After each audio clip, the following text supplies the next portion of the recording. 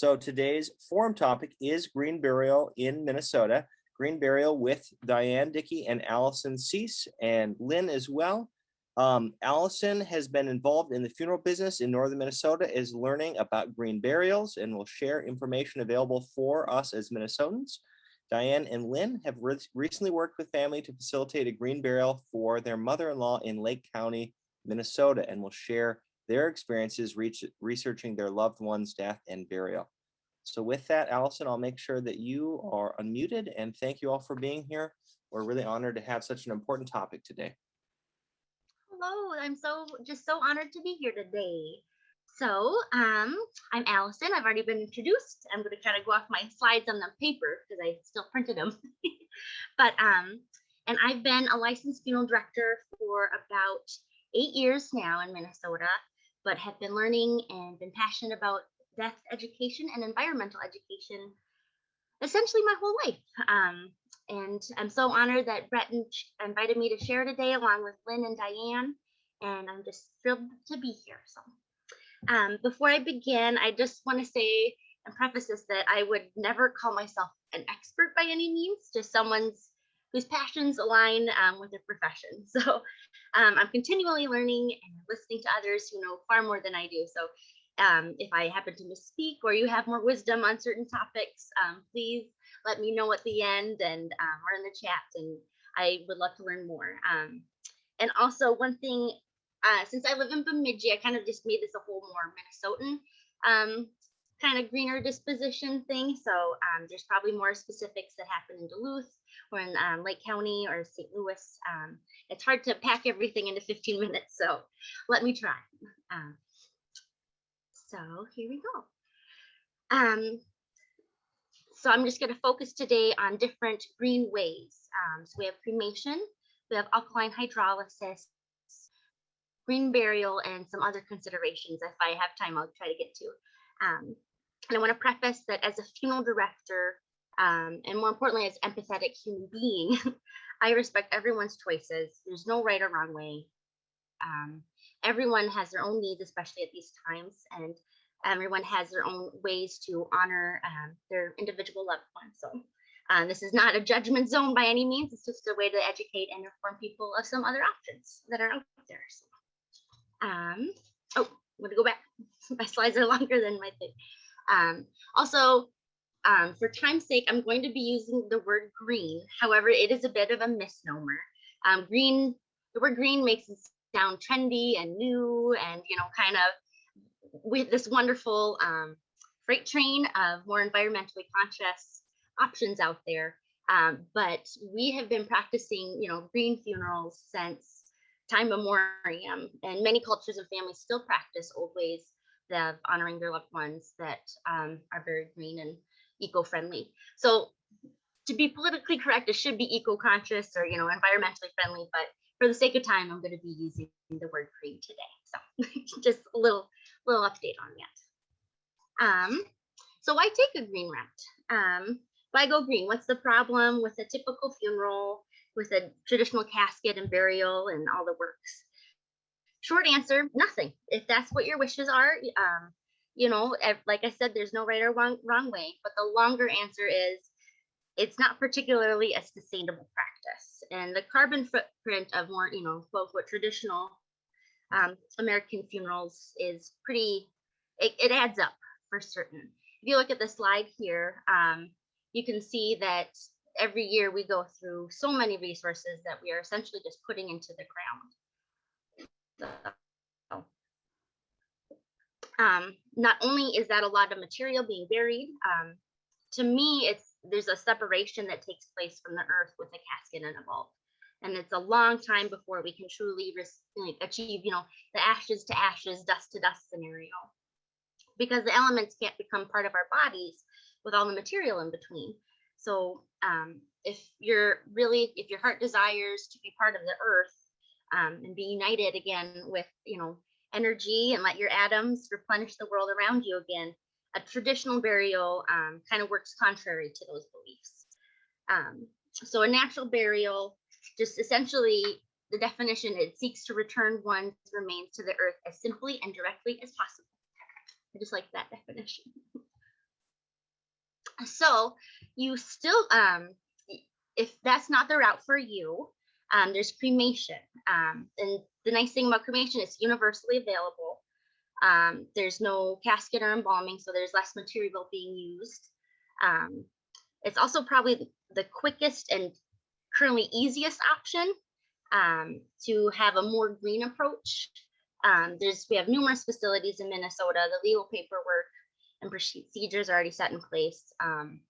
However, most crematories use natural gas and a fair amount to power the fire needed for the process. And although natural gas is currently plentiful and inexpensive for the most part, it's estimated that a single cremation uses almost as much natural gas as an average household consumption of natural gas in a month's time or something. Or also someone equated it to essentially 20 gallons of car usage average. And so a lot, there's still energy being consumed for that. Another kind of newer process that Minnesota actually really helped kind of put on the forefront with Mayo Clinic started this too, as well as there's it's a Bradshaw funeral home down in the cities, and it's kind of taken off in the last, I'd say, 10, 15 years or so. It's called alkaline hydrolysis. There's also some other names for it, such as water cremation, aquamation, hydromation, resination, biomation, or flameless cremation. No one seems to know quite how to call it because it's a newer process. And I know some of those I think are trademark names, but it uses much less energy than standard fire cremation and is potentially environmentally more sounder. However, it is limited availability. There not many people have these machines or facilities. More are happening for sure. And in Minnesota, it's legal, but I know in some states they are still trying to make these hurdles to have it accepted into their legislature for final disposition. So yeah, instead of, just to explain a little bit more, instead of flame, the agent of change for the body is its basic reagent solution, high pressure and water, and it dissolves the organic material except the dense bone matter. And then just like cremation, that's also processed and turned into a dust essentially. So yeah, like I said, facilities are uncommon, but a lot of people are starting to kind of look at that as an option as well. So after cremation or aquamation, there's many options you can do to with the ashes. People have gotten really creative, and it's just fascinating. I love seeing all these new choices to make. But traditionally burying or scattering the cremated remains or the alkaline hydrolysis remains. People put them in keepsakes. There's a little picture here of a glass sculpture that's made incorporating the ashes there, and some people have made them into diamonds. You think it, somebody can do it, so it's pretty interesting. So for green burial, this is kind of the, if you're thinking of your carbon footprint, this is probably one of the best options, just as far as low energy usage. Essentially, there is no energy used other than transportation or the manufacturing of your burial container of choice. It's simply just the energy of the earth and the microorganisms doing what they have done before we really could conceptualize death. So in Minnesota, however, there are some caveats. So we have location choices and we have time constraints as well. And I'm going to kind of gloss over some other things I have on these slides just for time's sake, but 1 second, a little thirsty. So in Minnesota, we have a time limit. If a decedent is unembalmed, essentially, embalming is a preservation process. We have 72 hours to reach final disposition, or 6 days with a refrigeration or a cooling unit, or 4 days with dry ice. So it's it's hard to sometimes, especially if nothing has been set in place beforehand, to be able to accommodate needs occasionally. If there's no local funeral home or local cemetery that is aware of these processes, essentially. So if things aren't set in place and we're starting from scratch, it's been kind of the major caveat for me being able to carry out some people's wishes, unfortunately. So the next few slides are going to go about the burial grounds themselves. And I did want to call attention to something we wouldn't think about, but how are we going to lower the body into the ground with grace? And I just love this slide here because it has this beautiful setup. It just looks so natural and gorgeous of just a simple rope, you know, just to be lowered into the ground gracefully. Sometimes I know families don't always think of the little details that go into giving someone an honorable resting place. So next slide here. So with green burial, you also have many options about how you want to have your loved one placed in the ground too. So I'm listed them kind of in order of the longer, not longest, but longer to the shortest terms in terms of needing to break down and letting nature take its course. So wood, but is a beautiful option. But keep in mind that this is going to become part of the earth as well. I know sometimes people use metal, or there's like finishes on them that aren't necessarily biodegradable, and that essentially could, you know, in the end, everything's going to become part of the earth again, but sometimes it takes a little longer. A good example of practices that are still being happening that are more green is a traditional Jewish funeral or traditional Jewish casket is not made with any metal or anything. And they have these beautiful customs of, you know, they have a time limit and these wonderful rituals that are very green centered if you think about it. So another example you could use is wicker or woven or cardboard, or there's I saw online some paper mache sculpted kind of casket things. They're just gorgeous. I'd never seen them before. Once again, you want to make sure there's no lacquer covering them, or if there is, you know, different options for that. But the closest thing probably would be a shroud. It's often made of linen. Make sure it's natural fibers or cotton. But you know, if you think about that, it takes less time to break down because it's so close to the earth. So, but one thing to consider, you might want a board or a basket underneath just to keep the body with some more dignity. So this is probably also one of the harder things in Minnesota. Most public cemeteries require a vault or an outer burial container. And that's just to, it's, you know, essentially cement or sometimes with a plastic liner. And that's essentially just to uphold the earth load and prevent the grave from caving in. It's kind of a grounds maintenance thing. But in some cemeteries, especially older ones or smaller ones, they might not have that requirement. So it's just, if you're looking at cemeteries beforehand, just keep that in mind and ask about what the requirements are. And then some families want to bury on their own property on a private cemetery. I usually discourage this just because I have seen it happen before, where there's a land transition in the family. Your family doesn't end up keeping it, you know, and then you sell to another family, and you're not allowed to go visit your loved one because they own technically your private cemetery, which is really heartbreaking. However, if that is the route you want to do, it's highly recommended you establish the cemetery beforehand because it has to be surveyed. Each county has their own regulations, but it can take quite a while to have that happen. And if you're dealing, you know, if you only have 6 days essentially to have that surveyed and all that paperwork go through, more likely than not, you're not going to be able to have your wishes come to fruition for that. So just something I wanted to mention. So otherwise, there are some cemeteries in Minnesota that have kind of this hybrid or natural burial grounds. and I'll kind of get into that too. So in Minnesota, there's 3 that I'm aware of. I'm sure there's more, but these are kind of the bigger ones that are more hybrid or natural kind of burial grounds. And they're all unfortunately kind of more in the cities. So there's Mound Cemetery, there's Prairie Oaks, and there's Rose Lawn.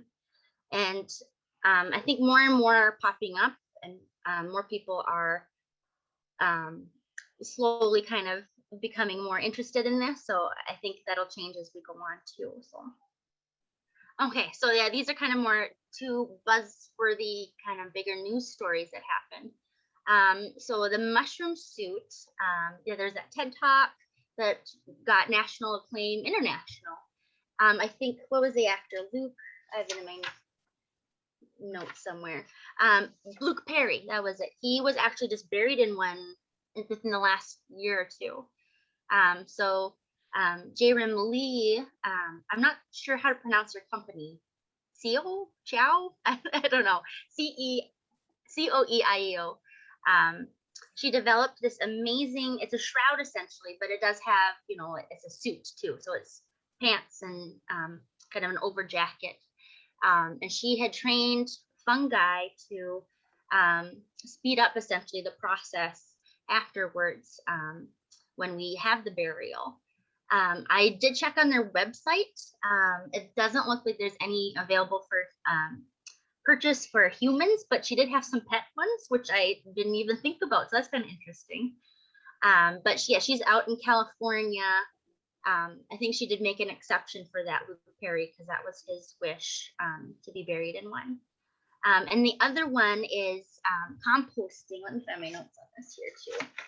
So in Washington, they just made headlines with, they finally passed legislation to allow this to happen. So I've been following this since I was in school for mortuary science. It used to be called the Urban Death Project. But essentially it's now transmutated into these beautifully designed pods that essentially turn you into soil after so much of the time. And then the soil can be given to the family. However, I also checked on their site too. It doesn't look like they're taking anyone right now. We had to kind of pre-register. But that's something that's a newer, older way. It's a kind of beautiful fusion of final disposition. And yeah, they just passed this year in Washington, both, I think it might have been in the same bill, to allow the alkaline hydrolysis as well as this kind of recompose is what their funeral home's name is now. So I'm trying to think. Yeah, so it's not available in Minnesota. So that's interesting, but who knows where this will go. It's fascinating journey to watch. So there's some other things here that I'll kind of get into too. So yeah, just other things to consider. Make sure if the clothes have more natural fibers. And as much as I love flowers and plants, and I don't want to dump on any florists or anything, but one thing I hadn't thought of before was how much fresh cut flowers and things have a carbon footprint. And obviously transportation things and headstones and monuments also have a little more, oop, I keep hitting the wrong button. Headstone and monuments have things. So some green cemeteries just have like a GPS location. They don't allow any stones, and other people can have more natural stones too. So in conclusion, there are many ways to have a green send-off, and as individual and unique as the people that would like them. So if you can, it's always good to plan ahead, talk to your loved ones about your wishes, so it's a little easier for them at your time of need. And the biggest resource is just kind of to share your stories like we're doing today, and educate everyone and ourselves too. So I'll probably put my email in the chat at some point if anybody wants to reach out and start more of a conversation too, and I'll try to get my best to get back. But I think other than that, I am excited to hear Lynn and Diane's story too today. So I'll kind of wrap up with that. Thank you so much, Oh, Allison. and here's some resources I can share too later. Thanks. I'm Diane. Let's see now. Wait a minute. Yeah, okay. So I'm Diane Dickey, and this is Lynn Bogey, my partner, my wife, and we started this journey many, many years ago. As far as green burial, it's just something that we were interested in for ourselves, and got to talking about it with Lynn's folks, and they're very interested. And so it was conversation over many years. Um, we actually contacted our little local cemetery. Uh, we just live in an area, you might say, in northern Minnesota, very small. So we have a tiny little cemetery, mostly filled with original homesteaders, original Finnish homesteaders. And Lynn contacted the board that oversees the cemetery, and they're like, okay, sure. And we were thinking about Lynn's mom, who was having multiple health issues. And as time went by, Lynn really firmed up a lot of the details. Uh, and the cemetery board we're like, well, sure, that's fine, you know. And so we ended up buying quite a large area, thinking it'll be for her parents and for us and, oh, you know, whoever else. It's just a wild area. So uh, we just kind of went along. Lynn's mom kind of deteriorated in health as time went by. And we kept thinking, well, you know, how's this going to work? um, and Lynn especially did a lot of research on a lot of the things Allison was talking about, the statutes and whatnot. So then I contacted the funeral home in Two Harbors, which is our closest town, and that's Cavalin Funeral Home. And they were pretty much like Allison's. Like they're gonna respect whatever decision we wanted to go with, um, and they'd help us in any way. Now they really hadn't done a green burial. The big cemetery in Two Harbors doesn't allow for that. So okay, they're on board. Time goes by. Lynn's mom enters the nursing home. Her dad is in the assisted living right next door. So we think this is last fall now. Um, we better we better do something. We better get the hole dug. It's gonna be winter. Yeah, it's getting on winter. So we had a friend come with the backhoe. We knew that it didn't have to be as deep as a regular grave. We knew some things about it. So our buddy Kevin, you know, dug the hole. Uh, but then, so then we're thinking, how are we going to keep this hole open? We don't know when this is going to happen. You talk about some of those little logistical things, Allison. It's really true.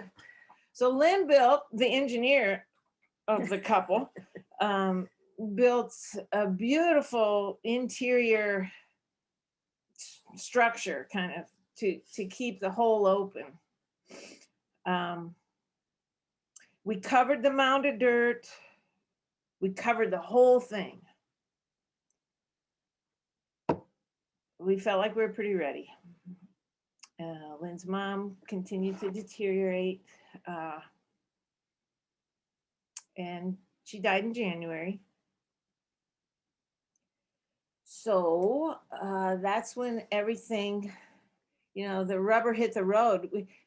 Lynn had really been kind of exhausted with the whole dying process, and we we looked at each other and we're like, are we really going to do this? We just it felt daunting and scary a little bit. We were just emotionally exhausted. Yeah. Uh, so yeah, it, well, we just went up there and started uncovering. There was snow on the ground, it was January, but it was a beautiful day. Yeah. And we went up there and started uncovering, and it was great. We might not have had all the details figured out, but we uncovered, we took the structure apart, we just it just felt like the absolute right thing to do. It's what she wanted. Yeah, it's absolutely what she wanted. Yeah. And we wanted to stick with that. And Kavlin's was right on board, and we discussed all the other options. Like, well, we could go and get her. Part of the statutes say that we have control over the body. We could go to the nursing home and put her in the van and bring her up to Toimy, but that just didn't seem like something we wanted to tackle. If she had died at home, that would have been different. We could have done a little more of that, but as it was, it worked out. Kavlin's transported her, Gretchen Bogey. They kept her, I think, overnight. Or She died on 2 a days. Tuesday and she was in the ground on Thursday. right. Yeah. So, well, one thing we forgot was, what about a shroud?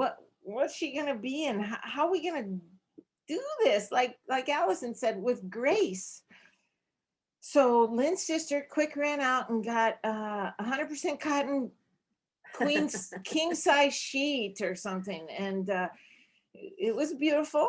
And Kavlin's wrapped Gretchen up in the shroud just beautifully, and they said they have a cardboard tray, and we said, okay, let's go with the cardboard tray.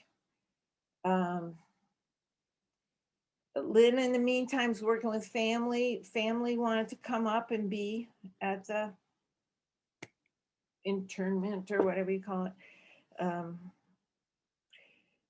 So the day of, we had a friend come over and sort of plow a lane in so that the hearse could back up in there as best possible.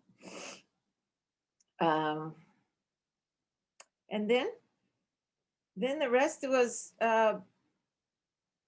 several of us just grabbing the tray, and taking it alongside. We had spread a bunch of hay in the bottom. It looked like a nice little nest. Lynn had purchased several bunches of carnations. So there she is on the edge of the grave. And it's like, well, okay. Whoa. What to do? So Lynn's brother and I got down in the hole, and luckily it was wide enough. And we just kind of accepted the tray and just lowered her down in there gently. And that was just pure luck that it was wide enough for us to be down in there. Pure, absolute luck. And she settled in there just beautifully, and everybody was around, and we sang, and we threw flowers in there and covered her with hay. And Lynn's dad was right there the first time he'd been out since COVID time. So it was wonderful. The sun was shining. We were so fortunate. It just worked out beautifully. Our house is only about Half mile, or a mile. Yeah, maybe yeah. a mile away. Everybody went back to our house for an outside debrief and comfort measures. We had a little music up there, some ukuleles. Yeah, Yeah. we all sang. And then I stood back and we had another friend. I mean, really, it takes a village, and we have a wonderful community up here. So another friend came with a skid steer and rammed into that big pile of earth and loosened it up enough to cover up the grave. Thank heavens. What would we have done if it was too frozen? I don't know. You know, people talked about building fires on top of the dirt mound, or I don't know what we would have done. We didn't have to think about it. There's a whole lot of things we would have done different. We've made a lot of notes because we want to be buried like this, and it's up to our niece and nephew to help us with that. One thing, there's just, the more you know, and it worked out, and we're just so grateful. It was just the most loving thing we could have done for Gretch. You know, it worked out.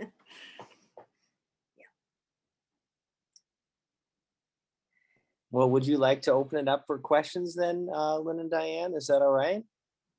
Yeah. I'm gonna remove the spotlight then, and yeah, at this point, then we're right on the button on the nose there. Look at that, 10 o'clock. We still have 25 minutes for questions. Please, anyone that's on the line, you can unmute. You can put it in the chat. What questions do you have for Diane, Lynn, and Allison?